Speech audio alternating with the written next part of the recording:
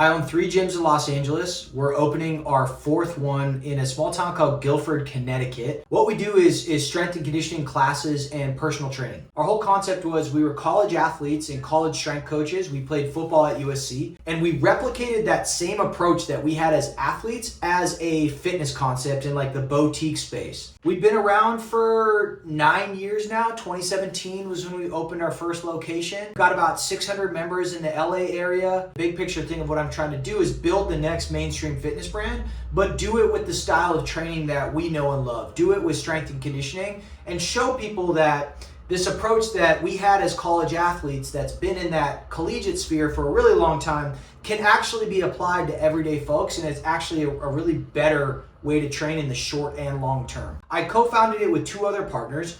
I head up the marketing and the sales aspect of it. So website stuff to funnel optimization to sales calls to training other staff on sales calls to building dashboards and training other people how to train other people and working with virtual front desk associates and building systems to manage the whole process. When you're growing and you're scaling, the stuff that you did maybe at your first location doesn't always 100% work when you have 2, 3, or 4 locations. I think for me, I've matured and I've developed as a marketing and sales person where I work a lot more through other people now, where it's not me necessarily taking the sales calls, but like building dashboards, knowing what the different pipeline stages are, knowing the advancements, knowing how to train other people to do these things, what to even look for when you're hiring a sales rep versus somebody else. Hey, can you train somebody up into it, or should you look for somebody with the skill sets?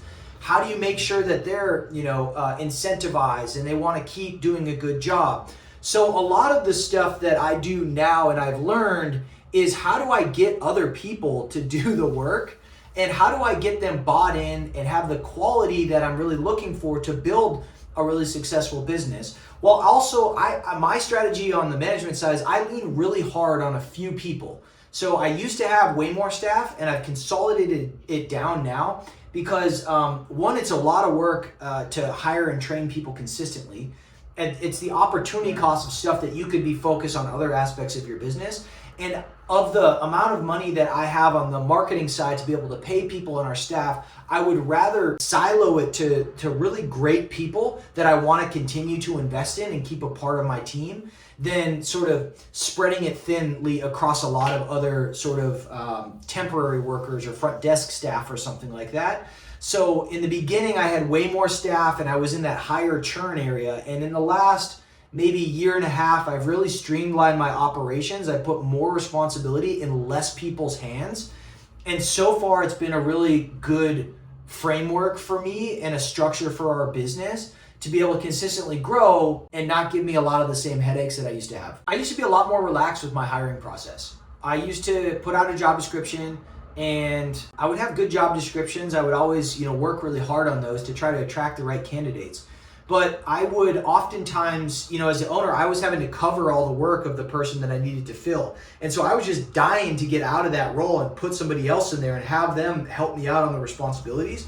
But I think what I've learned is I would rather hold out to find the right person for the job that's the actual best candidate that I can possibly acquire at that time and go a little bit longer with having to pick up some of the slack, because I spend so much time with the people that I work with and I invest so much into them and I depend so much on them that if I don't have the right horse out the gate, I've inhibited my progress and the business's progress. Think of it like a team. A Division I athlete versus a Division III athlete is just a different sort of type of athlete. And I had a coach that used to say that at USC, like, the athletes are so good there, we just got to point their shoelaces in the right direction and we're going to win football games. The right person can really make up for a lot of the other stuff. Now that's really what I look for. Less but better. But I learned that the hard way. I learned that by having people that were in the system that just weren't as either ambitious or good or driven. How do you find that? It's a bit of an art and science. You learn by doing. I've hired and fired a lot of people over 9 years and I know more of what I'm looking for and I have a very clear idea of what the position is and I can better fit and write job descriptions once I know what the position is and who I'm looking for and those soft skills that I need. In a really crowded, oversaturated market like gyms and fitness,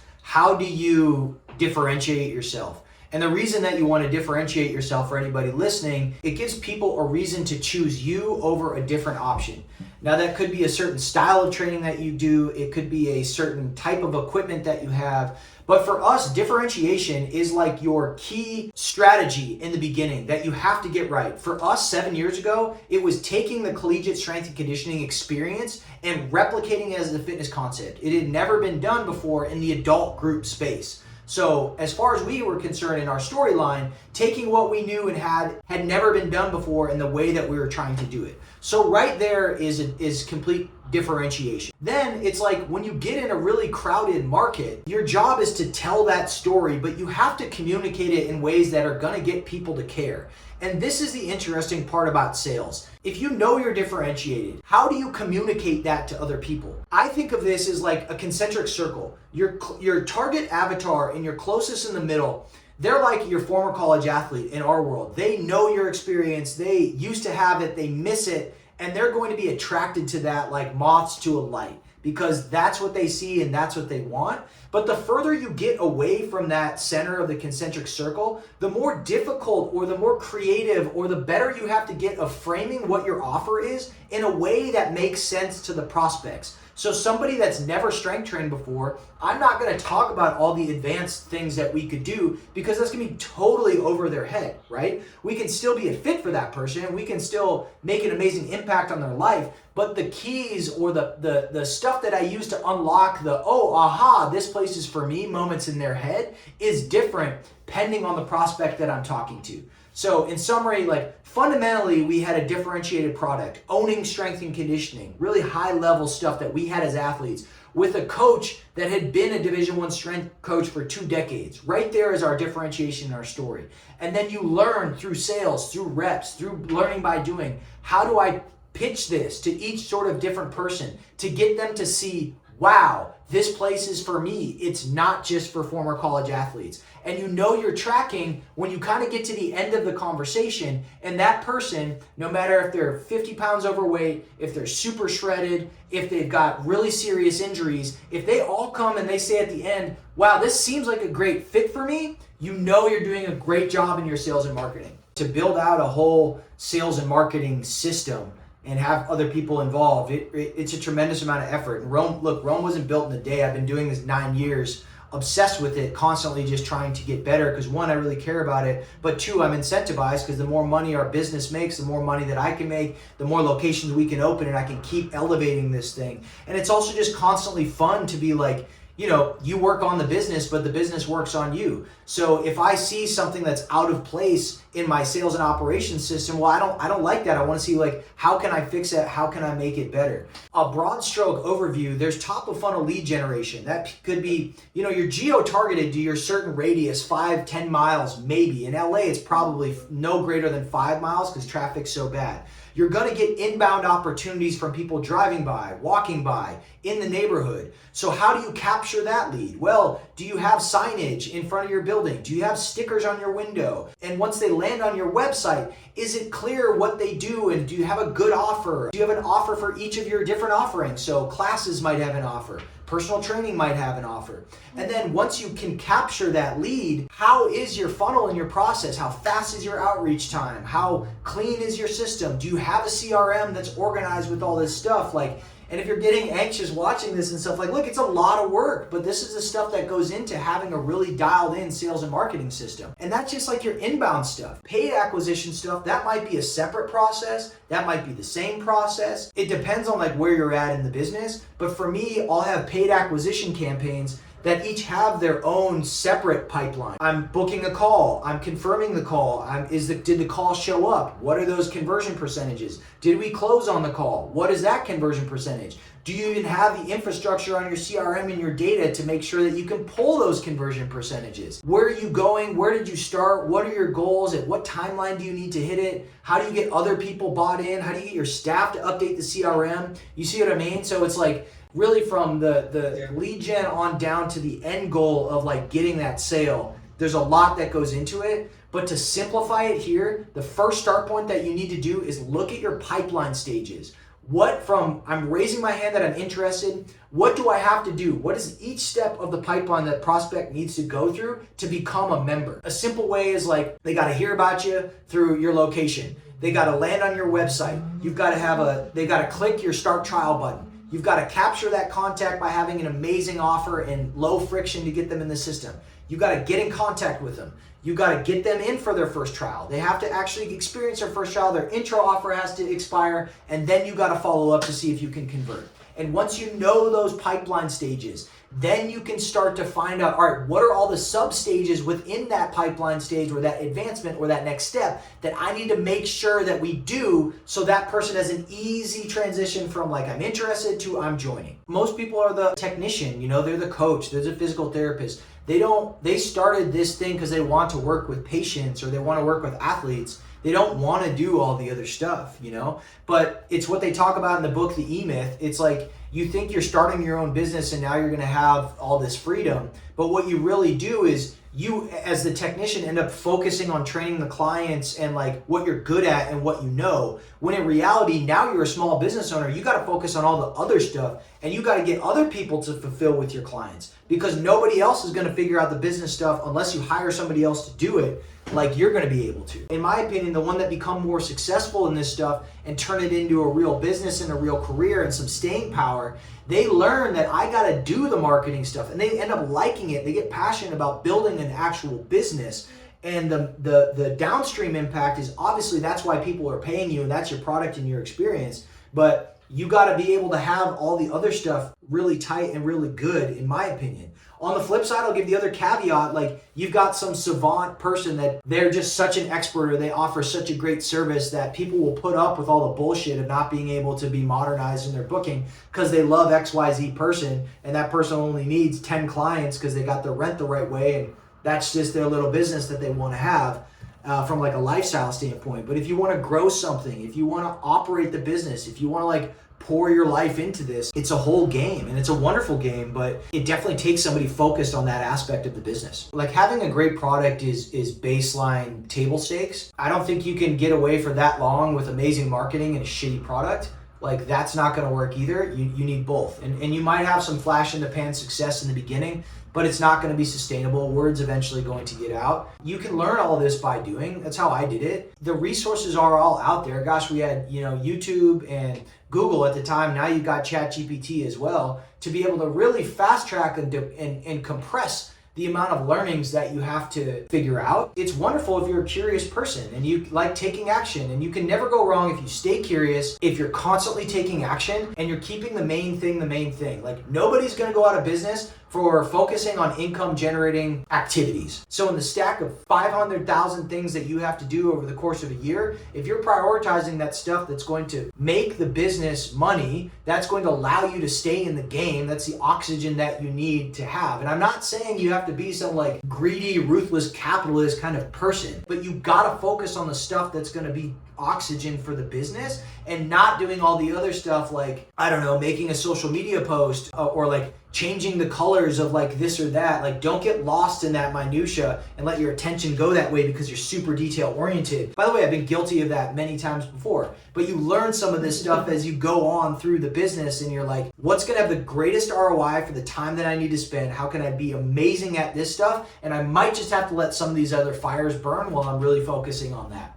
The chiropractor exchange kind of thing or whatever incarnation of that, it never ended up being that fruitful from a business or a lead generation standpoint. If anything, I'll be honest with you, it ended up like us sending a lot of other people maybe out to their place, but not a whole lot back. So in my world, that's never been a very dependable lead generation source. And then events in the early days were helpful for us. There's a big community event out here that I can point back to. We generated a lot of interest in new leads in those early days from that.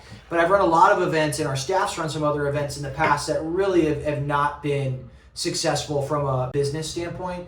You can kind of justify it by, brand awareness and this and that, but like that to me is just not worth it. Like I'm not gonna put my staff through an event if we're just gonna get brand awareness because it's a tremendous amount of work to think about the strategy of beforehand. You gotta make the promotional materials. You gotta pay staff to be there. You gotta pay staff to set up. You gotta rent sometimes a truck if they don't have to get all the stuff down there. And then you never know what's going to happen at the event, because I measure everything, you know, like I'm a direct marketer, and it's like if I'm spending money, I want to get money back on the other side, and I want to track what we're actually getting. And if we're not able to even come close to our return on ad spend, or return on the event fee or whatever it would be, then it doesn't make sense, because you could deploy that capital somewhere else. You could spend it on a social media advertising campaign, or you could spend it on hiring a local influencer if that's something that you've seen success with. I didn't know any of this until we tried it. I figured out 10,000 ways that didn't work and not really one way that did work. But I would put an idea up on the board. I'd be like, I think this idea might work and this idea might work. All right, cool, let's put it in the game and let's try it. Most of the time it was just like, man, this is really hard. This is not working. Is it that I'm messing this up? Is the idea's not good enough? It could have been that, but I think it's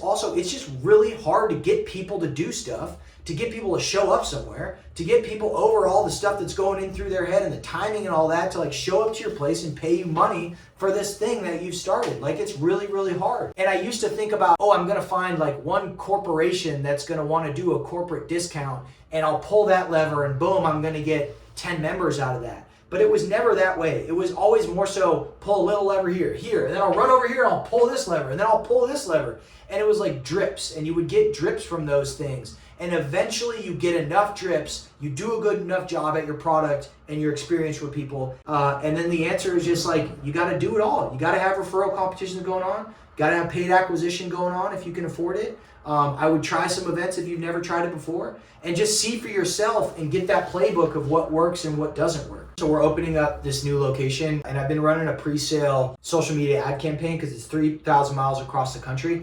And I'm actually having success with this campaign. And in the past, I've run paid acquisition campaigns, and if I got, you know, basically a $1 or 1x ROAS, where every dollar I put in, I got $1 back from just that initial sale, that was good for me. Now, I'm not taking into consideration if these members are what their lifetime value is, right? So it could be $4,000, $5,000, $6,000 of the LTV of somebody that we find that right client, that right customer, and they stay with us for years. And so, yeah, if I paid $300 to acquire that lead on a social media advertising campaign, they paid me $300 on their pre-sale in their first month. Well, that's a 1-to-1 ROAS, but that's only in the very first month. If they're with us for 6 years, that math is super compelling.